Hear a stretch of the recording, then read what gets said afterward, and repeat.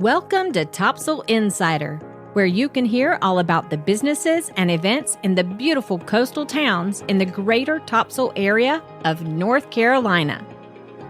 Coming up, today we're talking to Mr. Rich Surace, owner of Outer Sky Imaging. He's a drone photographer who is FAA and NCDOT certified, and he's fully insured, offering real estate photography and videography and advertising media production. And now he works with incredible new AI software to get your roof and home inspections, solar panel surveys, and insurance claims performed safely and in about 10 minutes. He has a background in photojournalism. He's worked for NASA and the Space Shuttle program. He's surfed around the world, and he knows his way around a recording studio. Join me and Rich today on Topsail Insider.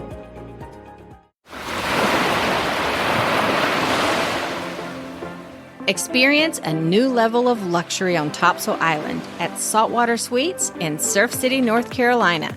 With no nightly minimum, you can enjoy short getaways or an extended stay. Each suite features luxury bedding, full kitchens with dining tables and dishwashers. And all suites other than the 3 ADA suites have full-size washers and dryers. And don't forget about those beautiful ocean views. 24/7 self-check-in provides a hassle-free and seamless experience. Saltwater Suites is the perfect choice for your next beach getaway. Book your next Topsail visit at saltwatertopsail.com or call 910-886-4818. Saltwater Suites, Topsail Island's premier luxury hospitality experience. Come on out to Surf City Line for the best made-from-scratch beach and bowls on Topsail Island. Treat yourself to their delicious bowls with shrimp, steak, fish, chicken, or pork. Or enjoy their peel-and-eat shrimp, beach break salads, and more. They offer a full bar serving handcrafted cocktails, incredible margaritas, and they proudly serve North Carolina craft beer.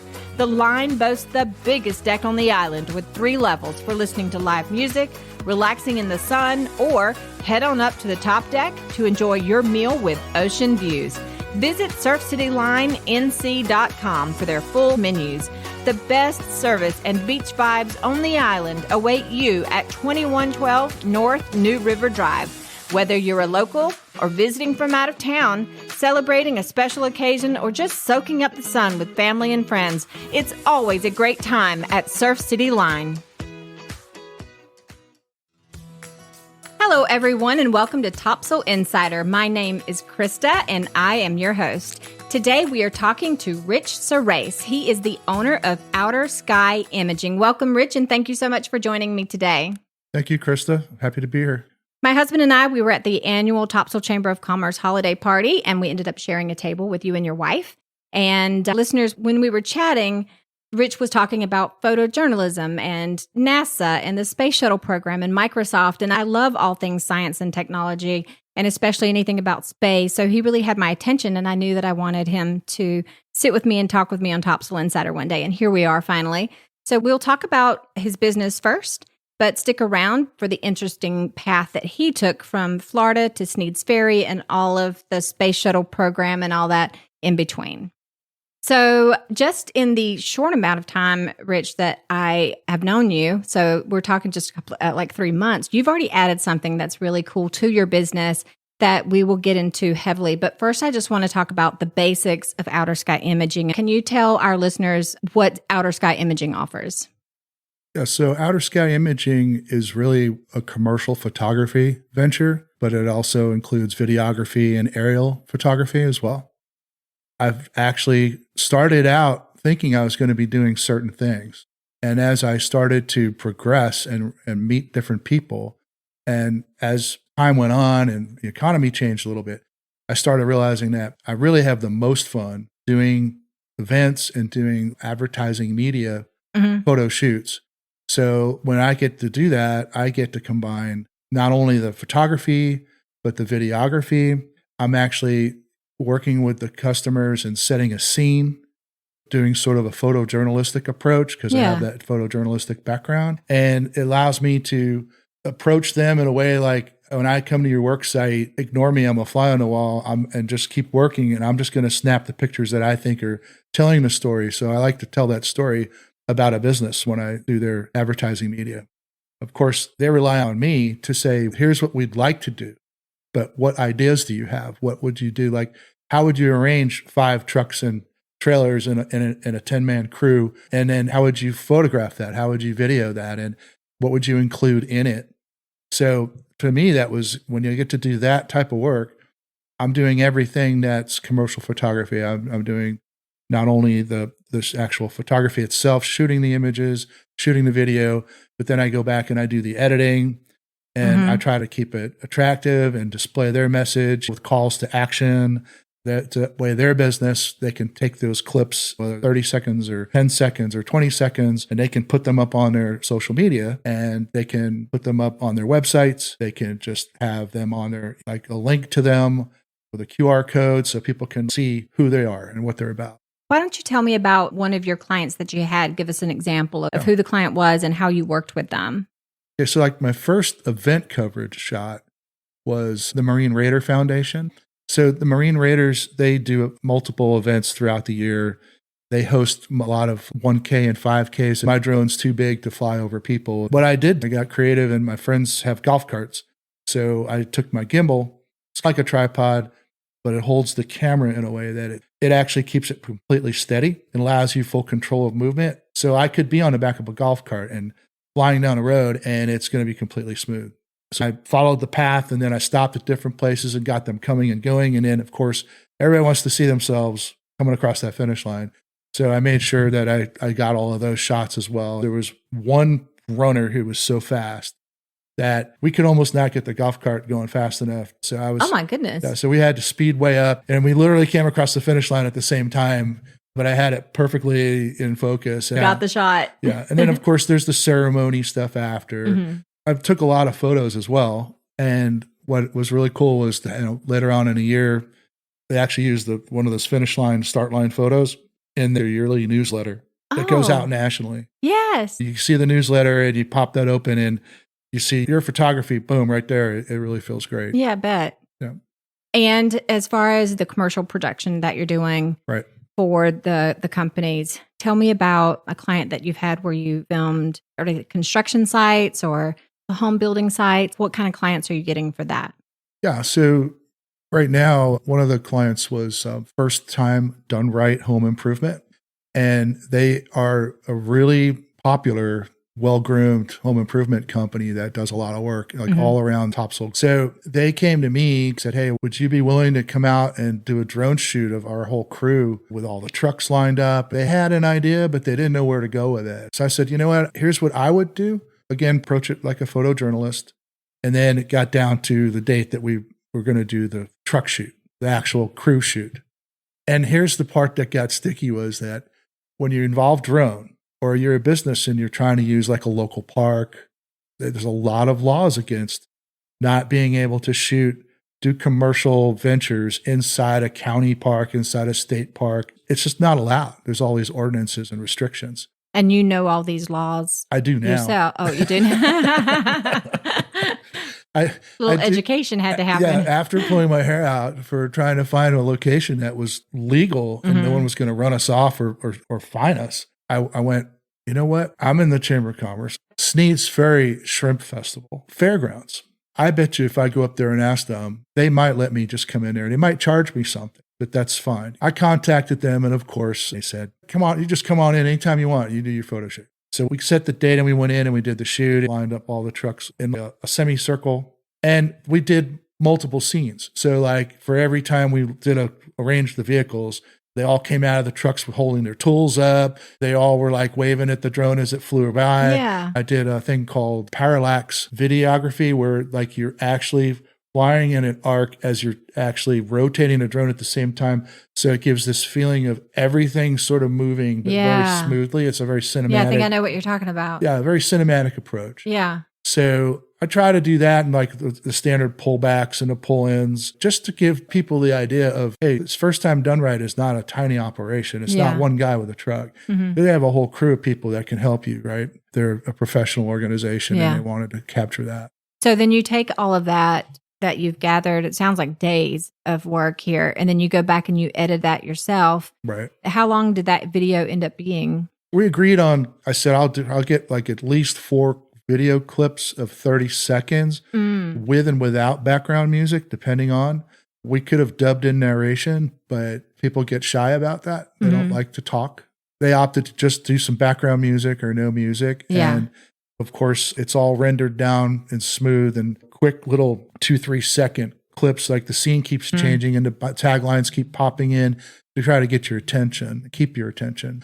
So it ended up being several days of editing. Where did you learn all of this editing? Your background is vast, and this is a new part of your background that I haven't heard yet. The silly part about my background is going back to, with the video editing and the videography, goes back to, let's just say probably around the year 2000, when I had been on like 3 surf trips a year for 4 or 5 years. So I had 10 years of footage, not just surf trips, but surfing in Typhoon Lagoon and stuff like that. Yeah. Because we would get a bunch of people to do that every year. It was just a lot of fun. And I had hours and hours of video that I compiled down into the clips that I wanted.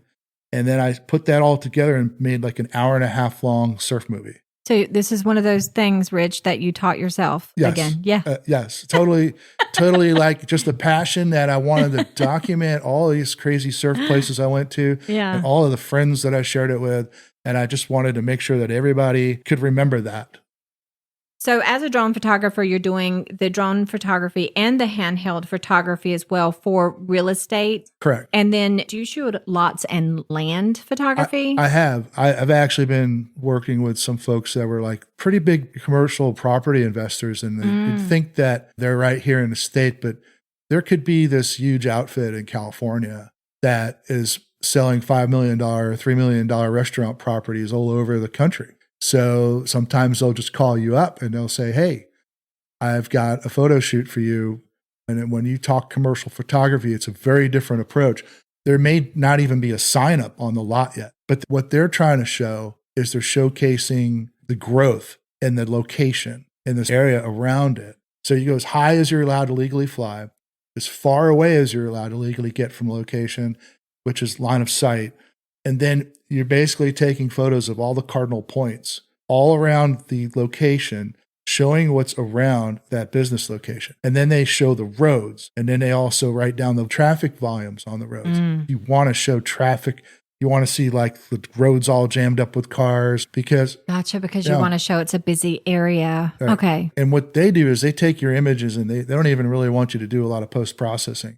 They want to take the best image they can that shows the best angle. And then they'll pinpoint every business and every bit of infrastructure around that place and tell you like what their volumes are. They almost make a poster out of that. And of course, they should have a poster of what the final building would look like. It's a very lucrative thing to do commercial photography like that.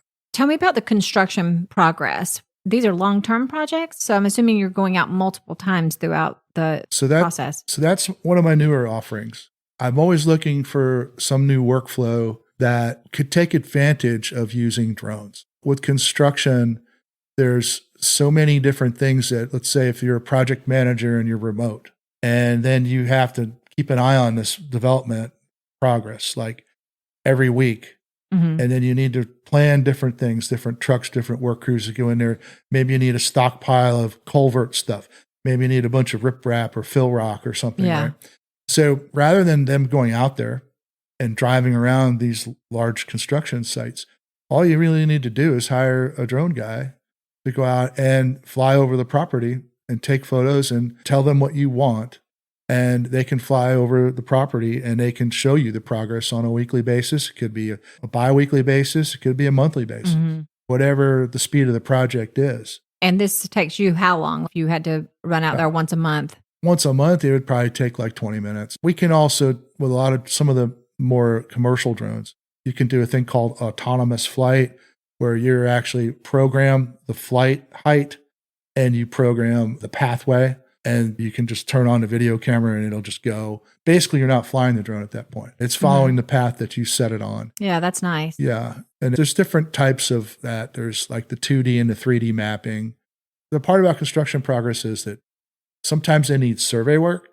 If you're not a licensed surveyor in the state of North Carolina, you can't be a drone guy and survey land. It's not legal to do that. After you've collected all of your footage, what can you tell me about what happens after the shoot, the post-production, and what the final products look like when they're delivered to your customers? Do you do all the editing yourself, and is everything digital? And if so, how are you delivering these large files to your customers? That's a good question because they do get rather large. So typically the most common mechanism for transferring large files is Dropbox. Dropbox. Okay. I figured that might be the case. That's what we use too. It's simple. It's easy. So I will take multiple photos. Let's say it's a realty shoot. That I provide a set of photos that I call web, which is perfectly formatted for putting on websites or MLS listing. And then there's one for print, which is a lot larger file, a lot more detail. So when you print it, it would look fantastic. And then, of course, the first one that you get would be proofs. The proofs, are, of course, are watermarked, and they're super low res, but they're still high enough quality that you can see. You're able to review the photo work and then say, yes, this looks great. Let's final this up. I usually always provide a set of print formatted photos, a set of photos optimized for web. And then for the video, it's the same thing. Nobody really can stream or even wants to put full-sized any kind of video on their website because it takes too long to load. Yeah, too long to load, too large. You can't really buffer it correctly. So a lot of times it's really just goes from, it could be a 4K video at 30 frames a second. Now it's only like a 1080p. It's just straight up HD, and it's a lot more compressed, but it still looks really smooth and it looks really high quality because almost every video ends up being, if it's going to be streamed like that. The larger files that are great for printing, those are too heavy to load properly on the websites as well? Yeah, you would totally notice, like if someone tried to put those up, instead of it just popping up on the screen, it would take like maybe 5-10 seconds for the photo to show up. Yeah. It's too much data. And that's when customers go somewhere else. Yeah. Exactly. I learned that from another interview. It seems to me that you really enjoy doing the long form commercials. What is it about that you enjoy so much? Is it just like you get to direct it and produce all aspects of it? Yeah, it allows me to be technical and ultimately creative at the same time. And then also taking the shots, because composition, when you're doing that type of stuff, is so important. And you could say, I want to shoot this photo of this crew working, but do you really have an eye for composition? Do you really know what how to really zoom in and make it tight? Can you work your camera gear enough to get rid of the stuff in the background and try to make it focus on the thing that you're trying to show? There's so much more that goes into it. It's not like you're just going out there and snapping a bunch of photos. Yeah. Every workflow that I have has huge different settings and changes, not only on a camera side and a drone side. If you're not a trained photographer or a trained videographer, you won't know how to do that. You don't have enough experience to do those kinds of things. So you might get lucky and get it right, but my workflows are tested. I've developed them over years. I know how cameras work, and I know how to achieve the type of shot that I'm trying to get. When I go out to take a shot, even if it's a scenic shot, I have a purpose in mind. I may have been to that spot 10 times or 15 times, but when I go out there, I'm going to take a picture of something that somebody else is, they look at, where was that? I haven't seen that before. Like, how did you see that? It's like, that's just the way I am. I'm going to find something in the imagery that it's going to look really different to you. It's going to compel you a little bit. That's what I try to do. This really goes back to your journalism background when you went to school for journalism or photojournalism too. So you're bringing all that to this career as well. One last note I want to hit before we move on is I want to talk about the importance of being FAA certified, North Carolina DOT certified, and you're fully insured as well as a drone photographer doing freelance work for real estate companies and I guess any other company for that matter. Why is that so important? And do you feel like that's not being looked at carefully enough these days? When you start getting into drones, for some people, it seems it's really more of a toy. It's a hobby. It's a toy. It's like, hey, look, I'm flying this thing around. I can take pictures and videos. The first time you put that drone up, as you start to learn that there's all kinds of ways to get in trouble with a drone, not only losing control of it, making sure you can keep control of it, knowing the weather conditions. If it's too windy, people get a lot of flyaways and stuff like that. But technically, it's an aircraft. It's a remotely controlled aircraft. So let's say if for some reason, especially around here with all the low-flying military aircraft, right, What if you're out at the beach and here comes an osprey or a couple of Black Hawks or a cobra, anything could be coming down the beach. If you don't know the rules, you could get in their way and you could cause an accident. So main thing is that FAA rules, when you go through that training, it's basically ground school. So like you have the same training that a pilot has, but you don't get that flight school later. So you're understanding all the different safety features and things that are considerations when it comes to aviation. That's extremely important. There's a lot of rules around that, around altitude, heights, checking the weather, pre-flight checklists, visually inspect the drone. A lot of people don't think you need to do that, but you do. In fact, if you say you were just working at a site somewhere and an FAA guy just showed up, he'd probably say, where's your pre-flight checklist? And if you don't have that, it's not looking too good for you. What are the repercussions? Do they fine you? Do they take your drone away? What happens if the company has hired someone that's not FAA certified? So a good example would be like a lot of businesses when they hire you, nobody asks to see your FAA credentials. Nobody looks to see if you have insurance. That's one thing about drone piloting. If you don't carry like $1 million in liability, not a good idea. So you have to be insured. You have to be certified. And if, let's say, somebody hires you, or let's say they hire anybody down the street and they hire them and they're not certified and somehow it's in restricted airspace, somebody sees it and picks it up or whatever, reports it, they investigate it, they're going to find that drone operator, but they're going to find the person who hired them really? 10 times more. Okay. Yeah. So it could be as high as a $10,000 fine. Wow. Yeah. And then there's also another certification called NC DOT, which is North Carolina has some of the strictest drone rules in the entire country. And what they do is they're more geared toward protecting wildlife, private property, and privacy, and even like using drones for criminal purposes. They really don't want that going on. So there's huge restrictions around flying anywhere near a prison or flying over certain locations. Yeah. Wildlife sanctuaries is a no. You're not allowed to fly over wildlife sanctuaries? No. You're not supposed to do that. A good example would be like Lee Island. It's just another beach to a lot of people. But to the Audubon Society and to the state, it's a wildlife sanctuary. It's been deemed that. So that means there's, I think, I couldn't remember the exact number, but there's a large number of protected waterfowl and bird life out there that live on that island.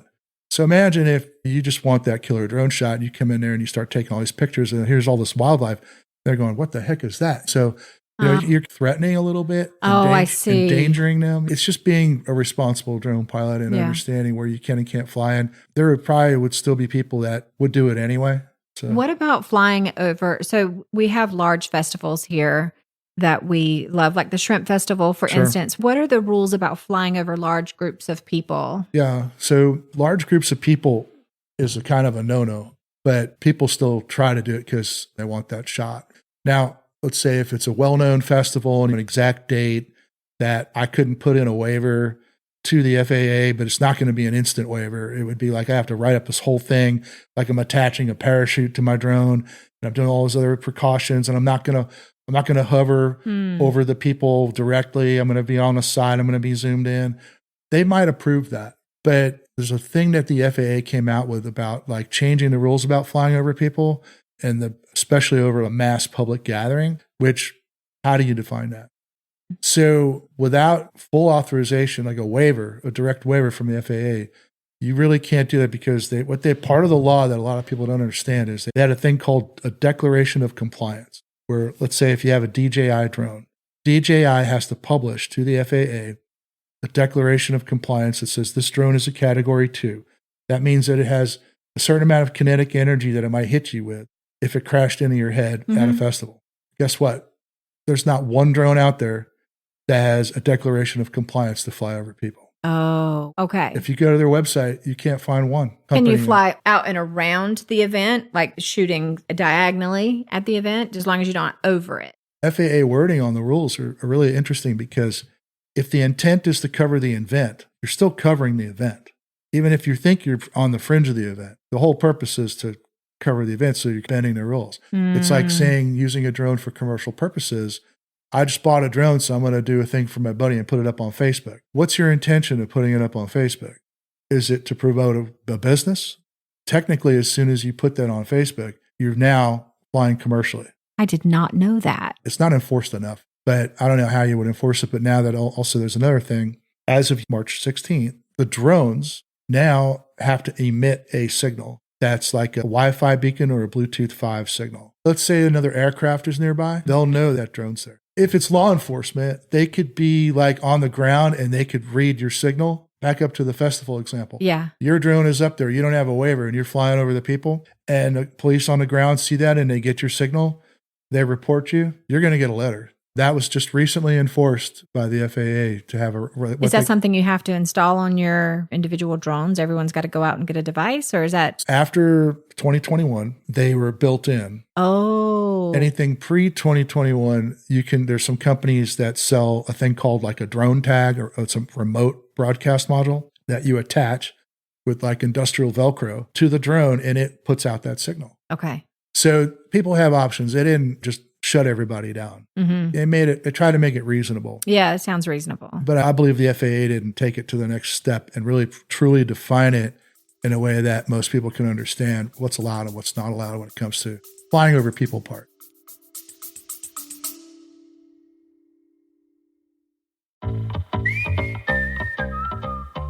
Hey, if you thought it couldn't get any better than saltwater sweets, well, I have some exciting news. I am thrilled to announce the grand opening of the new Saltwater Resort this May in the heart of Surf City, North Carolina. Saltwater Resort will absolutely redefine hospitality, creating a truly elevated vacation experience. All 24 suites offer opulent bedding, full-size washers and dryers, and well-appointed kitchens equipped with dining tables and dishwashers. And now you can relax and enjoy their beautiful saltwater pool. Are you ready to elevate your next Topsail adventure? Reserve your stay at saltwatertopsail.com or call 910-886-4818. Saltwater Resort, where luxury meets the waves and every moment is a celebration. Hey Insiders, if you haven't tried Surf City Line, what are you waiting for? Chef Jay has created amazing made-from-scratch beach-in bowls, delicious peel-and-eat shrimp by the pound, wings, salads, and more. And they have a wonderful multi-level deck for listening to live music, soaking up the sun, and enjoying food, drinks, and some of the best service on Topsail Island. Follow Surf City Line on Facebook and Instagram, where you'll find their lineup for all of their live entertainment. Feel like walking off that delicious food before heading home? Well, take their walkway right to the ocean for a quick stroll on the beach. They have plenty of parking right next to the restaurant and a large lot across the street. They're located at 2112 North New River Drive, where Surf City meets North Topsail. I'll see you at Surf City Line.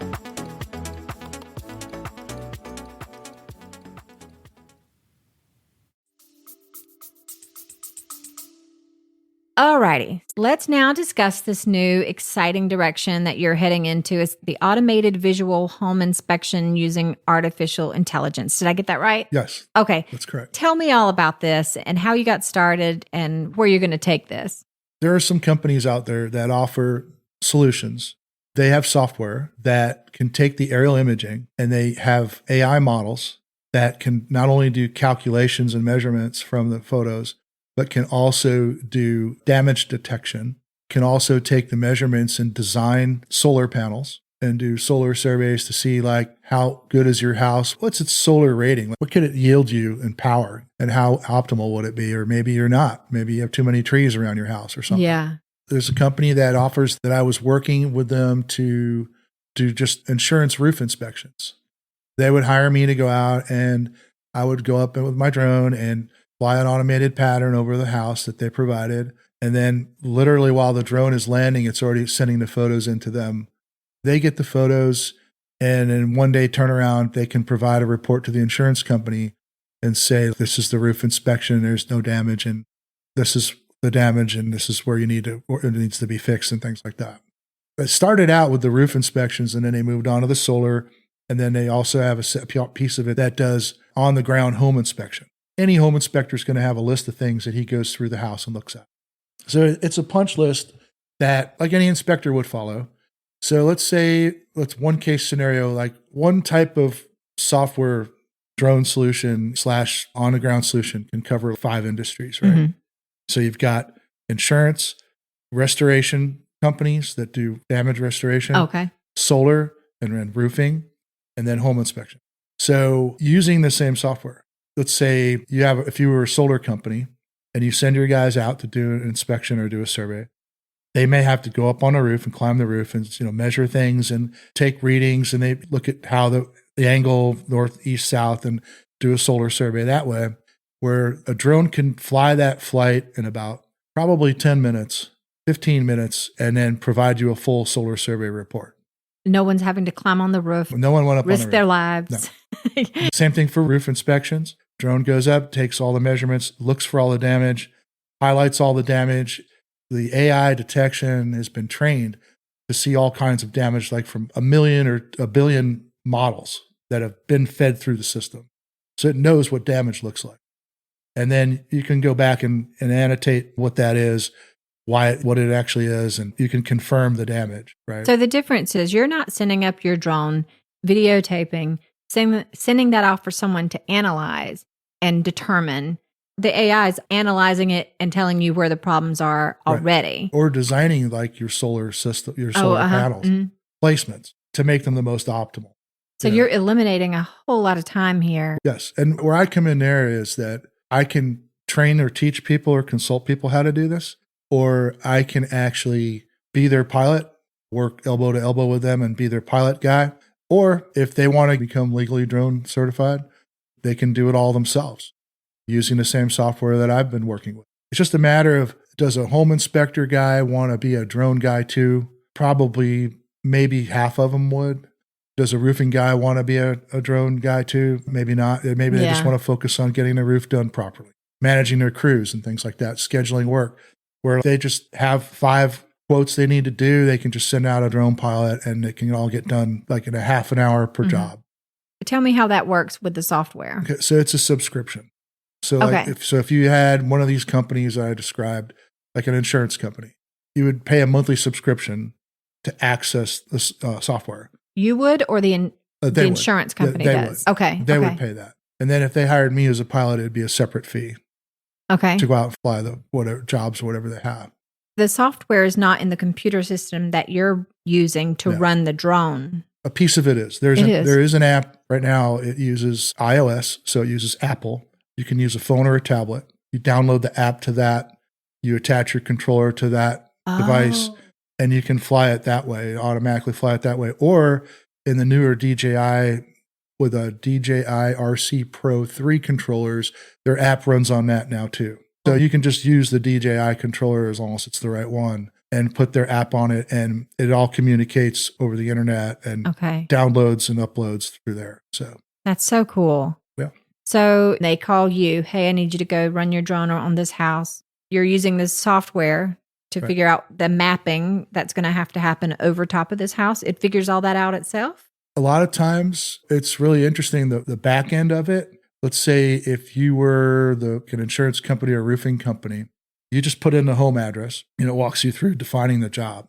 And it walks you through defining obstacles around the house. And it walks you through safe heights for flying. And then once you put in all the parameters, it saves it and it's ready to go. How long does that take? 10 minutes. Wow. You can literally set up a job in 10 minutes and schedule it. And then when someone logs in with their app, they can see all the jobs that are queued up, and they can pull it down and they can go out to the site and they can run it. After that, your job is done. You bring the drone in, pack it up, and go home. You're done. Pretty much, yeah. Unless if it's remote, I have to wait till I get back to the house to upload the photos. Okay. I was recently contacted by one of the home inspectors that I know that I met through some of the local business meetups. And he asked me if I would come and speak to their home inspector group in New Bern. It's basically the InterNACHI group for all of Eastern North Carolina, and talk about utilizing drones in the inspection business. And I said, yeah, I'd love to do that. It'd be great. So I'm hoping to learn more about what they do, explain to them the rules of the road for using drones, see if they want to become drone certified to do it themselves, that's great. Or I can buddy up with any inspector that wants me to and help them with the outside and the roof parts of their home inspections to help them save time and money. Explain the InterNACHI group. It's an international group of home inspectors that adheres to a higher standard of home inspection. Gotcha. So you're going to be speaking in New Bern for them? In April, yeah. Okay. Now let's get into your personal history a bit, or a lot, because I find it completely fascinating, and find out what led you to the Topsail area doing what you do now. But let's go back to college. So you said you were in Florida. You're going to college for photojournalism and journalism. Tell me what happened with the journalism. Yeah, so I was in my third year of journalism and working with, I guess, the photojournalism professor at the college was also the photo editor of the Florida Today newspaper. Mm-hmm. So that was his teaching was his part-time job, basically. So he really liked my work and actually saw something that I had done, and he goes, I want that negative. What was it? It was what we call a working man photo. So sometimes the reporters and the photographers would just go out and go find somebody working on something and take pictures of him working and then ask him what he does. It was like a feature, working man. So there was a guy in Cocoa Beach that called Sloan Skates, and he used to have this huge step van full of rental roller skates. And Cocoa Beach has these huge sidewalks, and he would rent out skates to people who wanted to roller skate the Cocoa Beach sidewalks. And they'd just be able to just rent them for an hour and just go up and down Cocoa Beach for a couple of miles and then just turn the skates in. So he had this cool dog in the back, and he had skates hanging in all these different colors from the sides of the van inside. And he was just in there on the phone like a silhouette, but I got the whole back of the truck with him sitting there talking to people. And it was just like the perfect working man photo. So they put it on the front cover of TGIF magazine for Florida Today. Nice. Yeah. So that was my first cover shot. You were saying that because of that shot, you felt like, wow, this is going to really take me to a new level. Yeah, it's inspiring. So you get all inspired by that and you get all this momentum behind it. And then while I was in my third year, there was a cooperative offering with Florida Today. And I'm like, oh, I know, I've already got cover shots. I've got to get this. So I was all optimistic about it. And then it turned out someone else got it. Mm-hmm. And I was like, I know who she is and I know she's really good. So she deserved that. And some of my other friends from back then that I surfed with, they went on to do commercial photography as well and worked for Corvette catalogs and also NASA. Oh, wow. Worked on a space center taking photos for NASA for years. Yeah. And it's one of those things where, for me, that was a turning point. When I got turned down for the co-op program, I was like, I need to reevaluate what I'm going to do because I know I'm good at it, but there's a lot of competition out there. And I just didn't, if I wanted to do that, it got disheartened right there. So that took me back to school again for computer programming. Oh, okay. Okay. I didn't know you went to school for computer programming. Yeah. I was wondering how you transitioned what seems to be quite easily. Yeah, so I jammed a 2-year computer programming degree into 1 year. Gotcha. Doubled up and just buried myself in computer programming. Mm-hmm. And before I even finished that, I already had a job at an insurance agency software company in Florida. Then I ended up being a PC technician for this big shop there. And then from there, I ended up putting a lot of personal computers into the NASA headquarters building. Who asked you to do that? Hey, Rich, this is NASA calling. Could you just come help us with some computer systems? so let's just say that the person that I was working for in Florida was very instrumental in getting inexpensive computer equipment. And NASA likes to spend only as little amount of money as they possibly can. Okay. So he had an offering to NASA, like, I can supply X amount of computers to everybody in out here at Kennedy for this price per machine. And they loved it. So we're hand building computers and we're burning them in and we're bringing them out to NASA. And then it got to the point where I'd spend half a week building them and then a half a week deploying them into people's offices. Mm-hmm. And then everybody at NASA was, hey, that's the computer guy. Get him in here. We need to ask him a question. So I was all over the headquarters building, getting dragged in every direction, working with all these NASA project managers and office folks. And so it was really a fun time for me to be able to do that. But then I all of a sudden got a tap on the shoulder from someone at Grumman Technical Services. And they said, do you want to come work for us? And I'm like, where do I sign? Because a lot of it, that's a big difference from working for a small computer shop. Yeah. So of course, I got hired. The funny thing was they hired me to work on PCs, and then they didn't get the contract. Because they do that a lot of times, the DoD contractors, they'll hire people before they actually have the work, but they're trying to get the work. They're anticipating that they're going to have the work. Yeah. They can say, we have these people hired already ready to go. What happened was they didn't get it. So then next thing you know, I'm working on the launch system for the space shuttle. Incredible. Yeah. Fixing electronics. Which is more fun, right? Yeah. I learned so much, and I can't say I was self-taught then, because I learned everything I needed to know about electronics from a lot of the ex-Navy techs that were out there. They took me under their wing and they just taught me everything they could teach me. Incredible. Yeah. So I learned electronics there.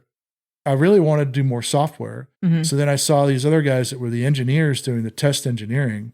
And I'm like, okay, I really want to do that. And they're like, you don't have a degree. And I was like, yeah, I can do it. Let me prove to you I can do it. And sure enough, next thing you know, I'm a test engineer.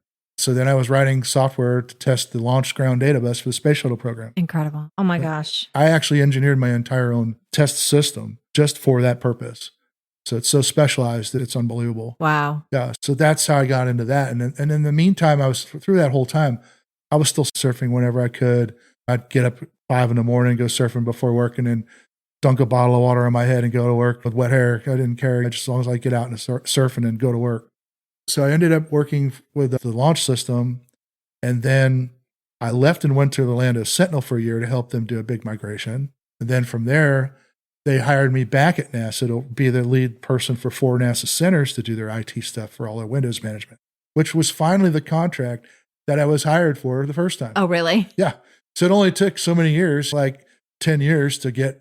I was going to ask, so 10 years you were there at NASA? Doing shuttle work. Wow. Okay. I hired for PC work.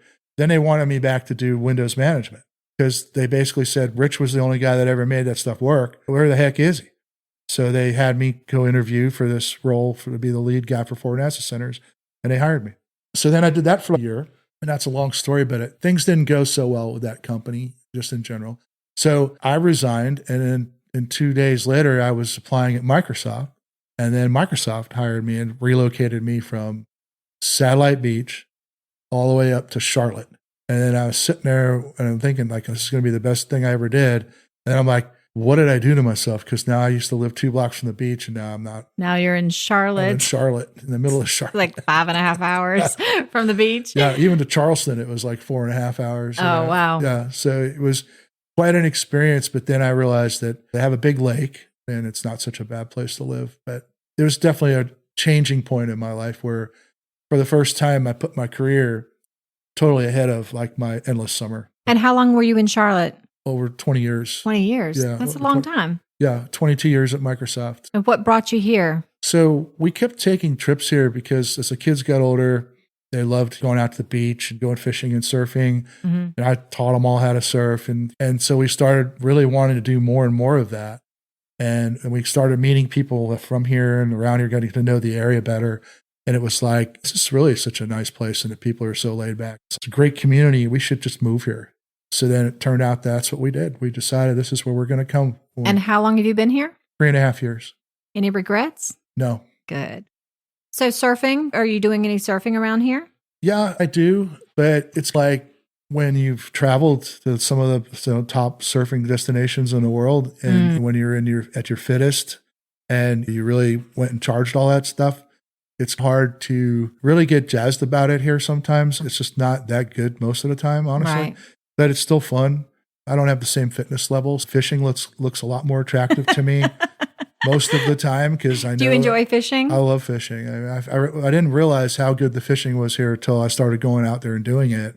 So now that's what I do mostly is I'm just always watching the conditions, and I'm always ready to gas the boat as soon as the ocean gets calm and run out there and fish. Nice. Yeah. Oh, so you're going out on the ocean fishing. Oh, yeah. Okay. Yeah, I go out in the ocean more than I go in the inshore. Yeah. Okay. Yep.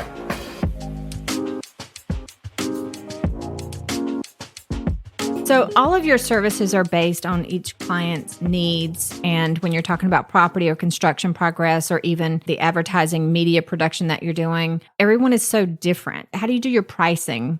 Yeah. So for me, pricing, there's a lot of rules around that, around photography. Some people just put their prices up there. Some people don't. There's a lot of reasons why. And that's because there's a lot of competition. So for me, I'm the kind of person where if someone calls me, I want to make sure we hit it off and we have a rapport, that kind of thing. And then all of my pricing is like standardized sort of packages that I know people might want for real estate, things like that. But really, like media advertising is going to be completely custom. I don't know exactly if they just want photo work or they want video. Do they want drone? Can I even do drone? I had somebody call me up. Can you do the drone out on the base? I'm like, no. Yeah. Totally restricted airspace. Not happening. Right. But I can do everything else probably as long as it's loud. You do some type of a consultation where you meet with them and figure out exactly what they need? Yes. So it starts out as an initial consult about what you're trying to do. And then I realized by talking to them, that's going to be 2 or 3 or 4 photo shoots. And of course, that makes the price a little higher, more than one. Then depending on what the end product's going to be, how much of that they want, then that also will entail how much more time it's going to take me. I have a good idea of how long it takes me to get editing done and things like that. Yeah. So I base it off of that. And then you provide an estimate and yes, they go from there. Full-blown quote with a shot list, everything that we talked about. Nice. So that way they know what we're going to cover and there's nothing left out. They have to pre-approve all that and sign a contract. Then we're working at that point. And the name, Outer Sky Imaging, how did you come up with that name? What does it mean to you? That's a fun one because back in the day, I was doing a lot of songwriting and doing recording songs, and I was trying to be extremely unique about everything. I love music, and I didn't listen to the radio for 2-3 years because I didn't want anybody else's music to bleed into what I was doing. So everyone talks about the inner child, and so I started seeing things like about the outer child. I was like, okay, so what is an outer child? So my band recording project was called Outer Child. Oh, okay. So it's the other child that people ignore and don't nurture, right? Mm-hmm. That needs to be nurtured. So that's what it was for me. Then I got into this whole outer thing. My boat is called Outer Sea. And then I thought about it and I'm like, why can't it be something imaging? And then it's got drone. So let's add in the sky. And it could be outer sky. There's no limit. Yeah, I like it. Okay, so we are at the point where we're going to do final thoughts. We're going to wrap things up here. So the last question I have for you is, what is the one thing that you really want the listeners to know about you, Rich, Surace, or Outer Sky Imaging? I think for me, it's that I really want to look for business people. My customers are other business people. And I want business people that are passionate about what they're trying to do. They have a vision and a dream. And they want to get that message out. And I also like to have a working relationship with people to where we both like working together because I feel like that just makes it all come out properly. That just makes for perfect success on both sides where the customer's going to get what they want and I'm going to have a lot of fun doing it. I like to have fun. Yeah, I get that about you. Yeah, there were people that I worked with that said when I left Microsoft, they're like, you always made it fun. And I'm like, thank you. Yeah, so, of course. It's not really, it shouldn't be work. That's why I like podcasting, because it doesn't feel like work to me. It's play. I get it. Okay, so we're going to give out your contact information here. Let me know if I leave anything out. Your phone number is 704-621-1720. You work out of Sneads Ferry, but what areas are you covering? I can cover from here to Tahiti if anyone wants to hire me over there. Yeah, no kidding. Yeah, but it's more likely you're going to be anywhere from like Emerald Isle, Morehead City down to Carolina Beach or something like that. Okay. Yeah. The website is www.outerskyimaging.com and the email address is rs for Rich Surace at outerskyimaging.com. So rs@outerskyimaging.com. You can find and follow Outer Sky Imaging on Facebook and Twitter, and I'll have those links for you, clickable for easy access in my show notes as usual. Thank you, listeners, for joining us today, and thank you again, Rich, for joining me on Topsail Insider and telling us all about Outer Sky Imaging. Thank you, Chris. This was great fun. Thank you. Hey, if you enjoyed today's episode of Topsail Insider, please show your support by clicking the follow or subscribe button on your favorite podcast listening platform. You can also follow us on Facebook, Instagram, Twitter, and YouTube. Please also go to topsailinsider.com and join our mailing list by clicking on the Make Me a Topsail Insider button. While you're there, you can click the Send Me a Voicemail button and let me know exactly what you're thinking. Your message just might be on an episode of Topsail Insider. You can email me at Krista@topsailinsider.com or call or text me at 910 800-0111. Thank you for listening and supporting Topsail Insider and our local businesses and nonprofits. These are our neighbors and our friends, and together we build a mighty and a beautiful community I'm super proud to be a part of. I'll see you around Topsail.